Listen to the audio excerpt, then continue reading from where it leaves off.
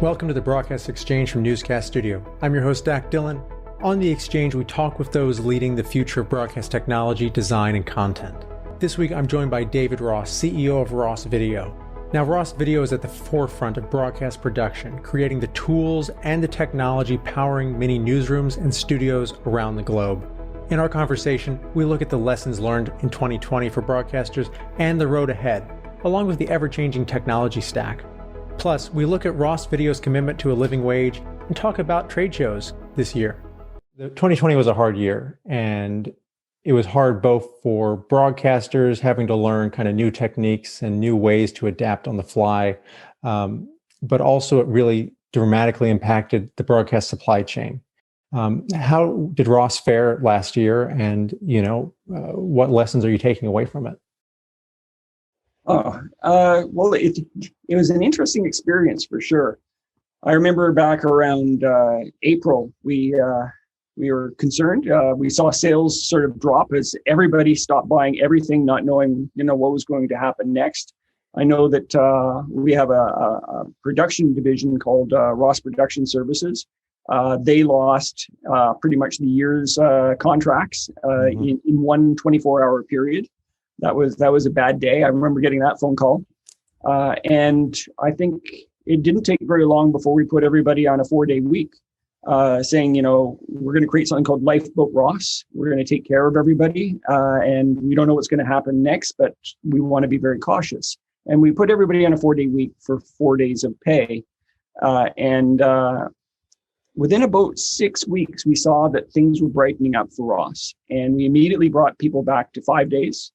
And on 5 days pay. And I think we started to realize that things were going actually even better than expected. And we actually refunded everybody all their pay, whether they worked or not on those days. Many people did work, regardless, just out of commitment, I suppose, which I appreciated. And we also started to realize that there's a lot of talk about some of the lowest paid people in the industry and in the world were carrying most of the risk. People who are Uber drivers, people who are working at grocery stores and things like that had to be there and were potentially exposed. And in our case, it was our people in our factory. So we reorganized the factory to be safe, but we still wanted to thank them for what they were doing. So we actually instituted a $20 minimum wage. For all of anybody who works at Ross Video. And that actually positively benefited over 100 families in our community, which I thought was kind of a neat thing that happened in the company. And as the year went on, Ross Production Services managed to adapt, and they actually finished ahead of target for the year, which I think surprised and impressed all of us, using a lot of robotics and remote technology. Some of which they developed right on the fly. And we finished the year up 4% over the previous year. So it was a new record. It's a touchy thing, actually, to celebrate growing in 2020, because we know it was so difficult for so many people, not just in the broadcast industry, but in the world, both work and family-wise as well. So we tried to walk that carefully, but also thank our people for making it happen and our customers. Yeah, I mean, you hit on wage inequality, and the journalism sector in particular, has always used, interns and, freelance journalists to help get us over that hurdle to get content and create content. So for you putting yourself forward as a leader then in raising the minimum wage, and here in the US, we're right now hashing out 15, and should it be 15 or not, and what's going to happen. Why did that feel like it was such an important step to take? Because it is something that is kind of unprecedented from some of your peer group. Yeah, it was interesting because we are a global company, and I know that our European employees let us know that they had conversations on the side saying, "How strange. That's a North American company that gave a major raise to the people who are the lowest paid without being forced either competitively or through legislation." They went, "We really like this company." But I think one of the things that I realized is that, I mean, it's hard for a restaurant to do that, for example.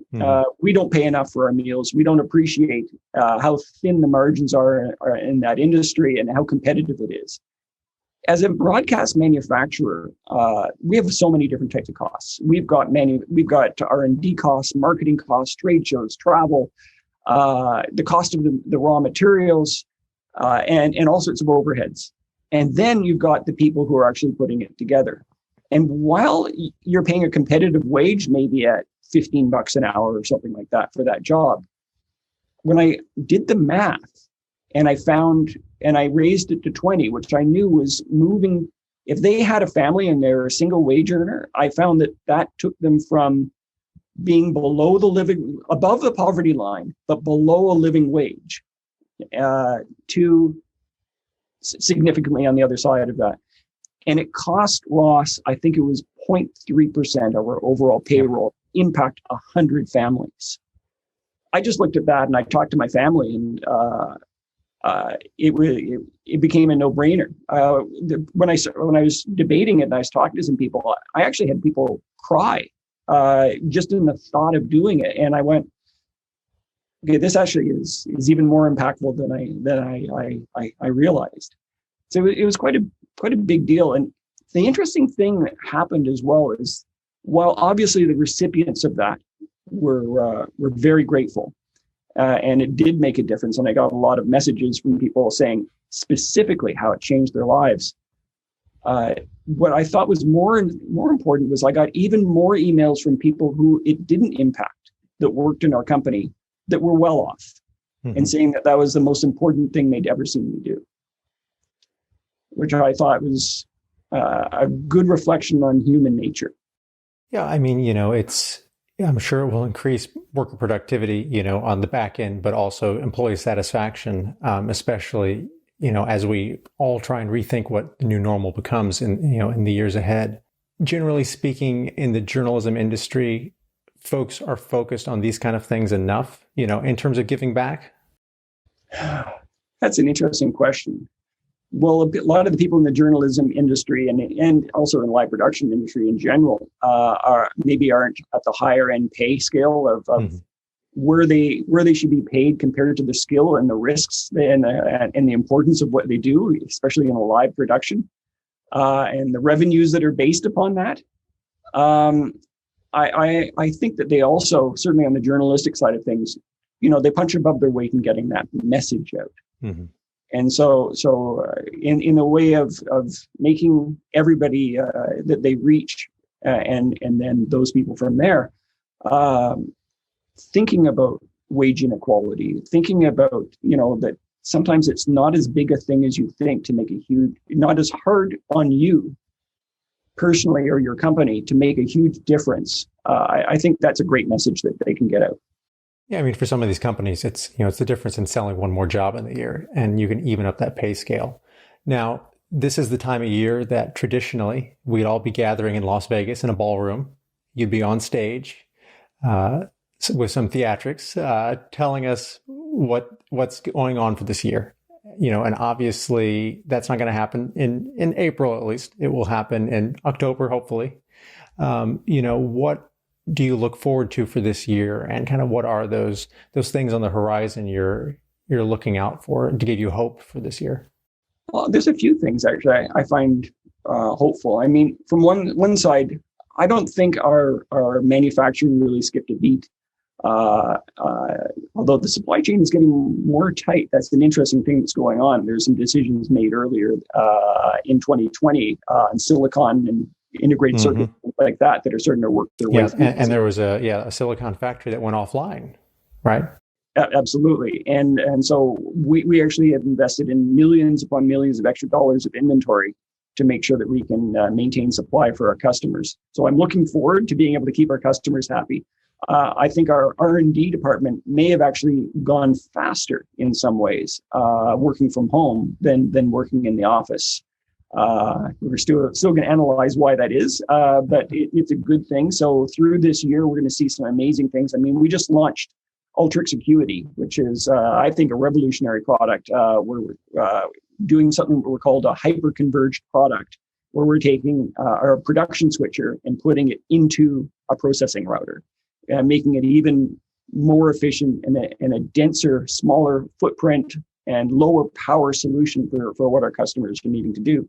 I mean, that's a big deal. At NEB, it would have won a Best of Show without a doubt. And I think we're going to continue to do things like that, and some of our cloud-based products that are evolving as well. So for things like, obviously, for remote production. The other thing I'm just hearing about now is that our live sports and events teams are suddenly, in the last few weeks, getting run off their feet with asking for specifications, systems designs, quotations, projects that are starting to start up. That was sort of one of the best things I heard all week, and I didn't think about it from a business point of view. Obviously that's there. It's like, well, this is something to look forward to, but just the hope that things are going to get more back to normal, and that we're going to be able to see 50,000 people in a stadium cheering their lungs out, getting excited about the big game, and the shared experience in 3 dimensions that we all miss so much. No more virtual fans. More virtual fans. Yeah, the virtual fan business hopefully was a momentary spike. I say, yeah, it was an interesting trial balloon, at least to say the least. So you brought up the continuing thinking behind cloud versus on-prem. Where do you see that balance evening out for broadcasters? Oh, I love that question. One of the things that I think Ross has really stood for a long time now is having a moderated opinion on everything. Sometimes maybe the competition likes to paint us with a brush that we're not advanced, or we're not looking at the next generation thing because we're not all in on it. But the reality is we are all in on it, but we're also in on the things that people are already buying and need in their facility. And in the past, we wanted to make sure that we would have a next generation SDI product like Ultrix Acuity or Carbonate Ultra or something like that. Well, at the same time, we're releasing products and routing and things like that for the IP world. And now the current flavor of the month, and the thing that's obviously the future, and for some customers, the present, is cloud.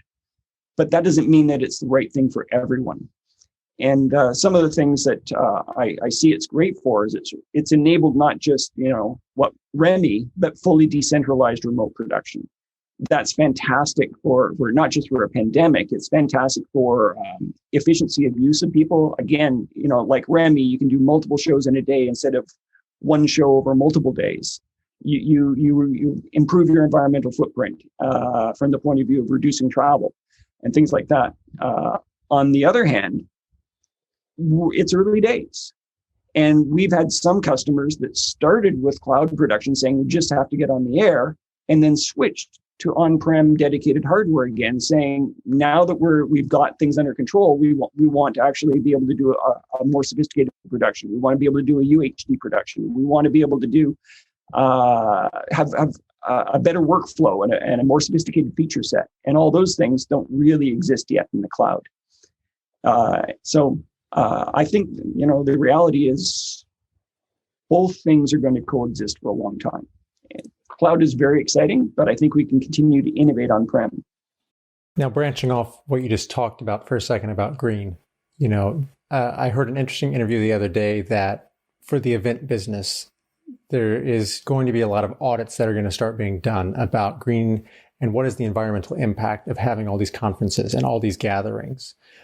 Is that something that worries you? Oh, for sure. Hey, I'm guilty. I had the dubious honor for the first time in 2019 of getting 100,000 miles on United Airlines. On one side, that means that you're getting out there, you're traveling, you're meeting customers. On the other side, it means you spend a lot of time like this in your seat, with 2 people on either side, not being overly productive. And the third thing, you're not being green. You're traveling, and I hope that we can do less travel.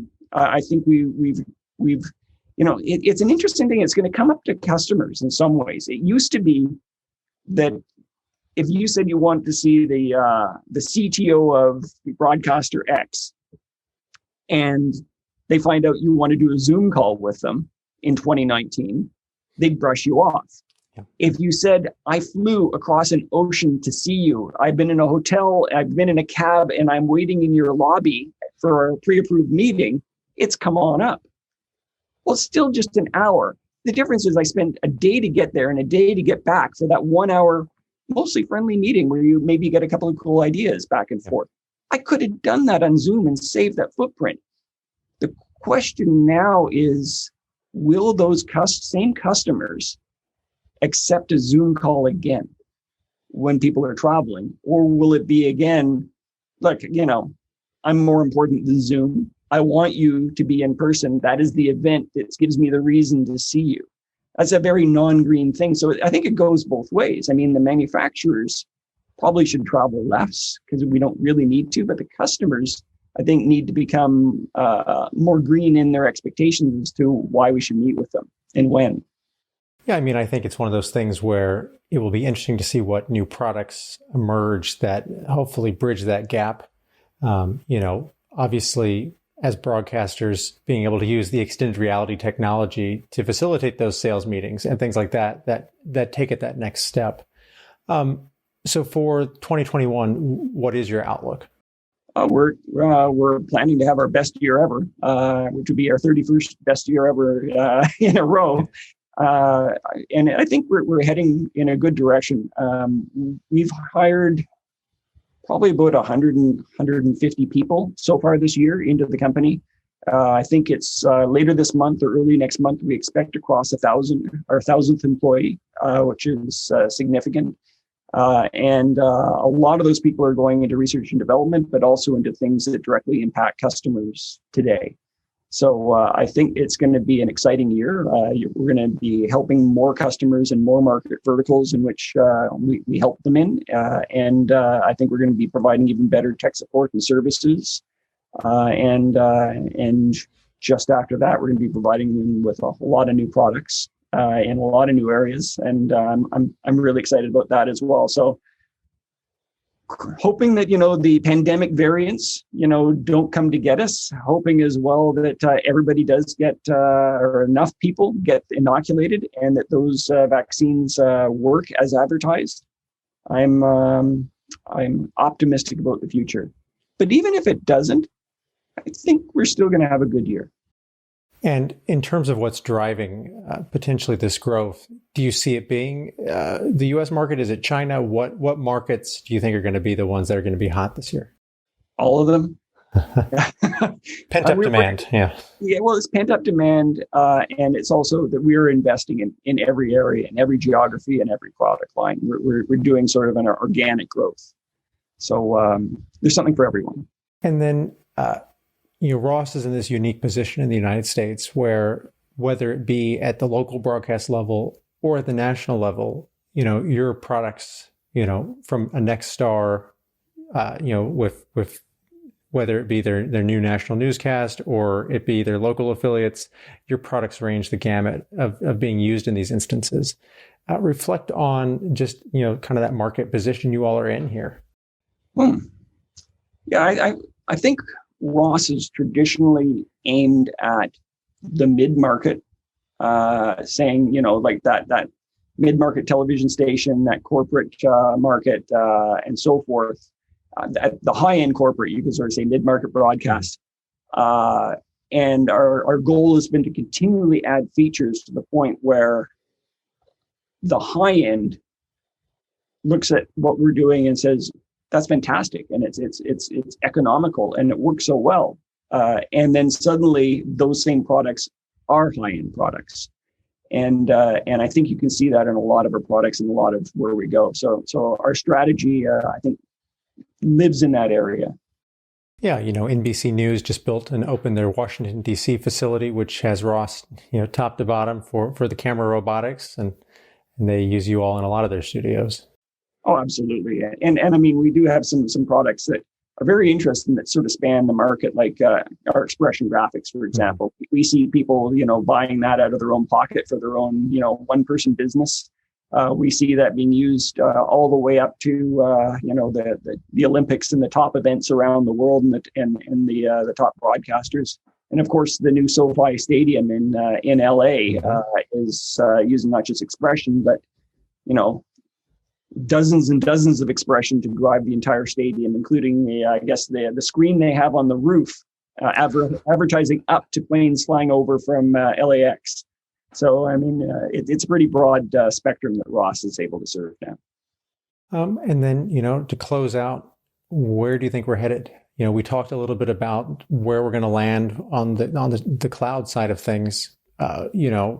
What are these lessons that you're really going to see from work from home for broadcasters, and where is this going to drive us over the next 5 or 10 years? Well, from the work from home, certainly we've learned that we can do it, and that viewers seem to be okay with the end results of that, or had no idea, except that sometimes their talent was at home. and if you got a talk show host that's clearly in his house, then everybody's working from home at that point. But a lot of the news programs, you didn't realize that there was work from home. But for things like sporting events and things like that, where there's a lot of travel, I think we learned that we could accelerate that. I think we learned things that the cloud is good at and things that the cloud isn't good at yet.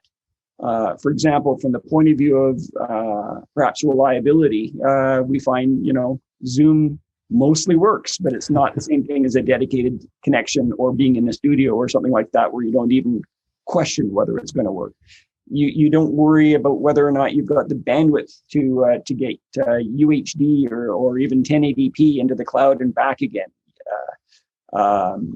And so we're learning what the pros and cons of those things are. It's an interesting thing as well. We're learning about security and cybersecurity and how important things like that are. It used to be often that you would never put any part of a program into some sort of a public internet without a logo, and even without a logo, without being seriously encrypted, because of the value of that. And now we're sending camera feeds through the internet, without a logo, without being encrypted sometimes, just because we have to get that done. So I think that there's a lot of thinking that's going to have to go through that as well. And it's a question whether that's a moment in time out of necessity, or is that a new way of thinking about the way we worry about our media. Say it's always best to end with a question. Yes. Well, thank you so much for joining us on the Broadcast Exchange, and we'll be looking for everything Ross is up to this year. Well, thanks for the interview. I've been looking forward to it. If you enjoyed today's discussion, make sure to like this video below or subscribe to the channel for more broadcast-centric content. The Broadcast Exchange is also available as an audio podcast on all the major platforms with new episodes every 2 weeks.